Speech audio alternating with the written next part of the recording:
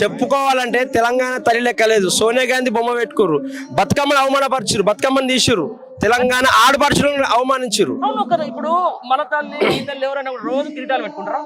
కిరీట ఇప్పుడు దేవత లెక్క అన్నప్పుడు దేవత, మన తెలంగాణ తల్లి అన్నప్పుడు తల్లి కాదు కానీ తల్లి అంటుండు కదా తెలంగాణ. ఇప్పుడు వీళ్ళ ఆ బొమ్మ ఎట్లుంది, కాంగ్రెస్ మా చేయి గుర్తు అనే విధంగా ఉంది క్లియర్ గా. అది ఇది వరకు మరి బతుకమ్మ ఉంటే బతుకమ్మకి బీఆర్ఎస్ పార్టీకి ప్రతీక ఉంటుంది అని చెప్పేసి అంటుండే. మరి ప్రత్యేకంగా బీఆర్ఎస్ పార్టీ కాదు, అది తెలంగాణకి ఒక నిజరూపమైన ఉందంటే తెలంగాణ తల్లి విగ్రహం.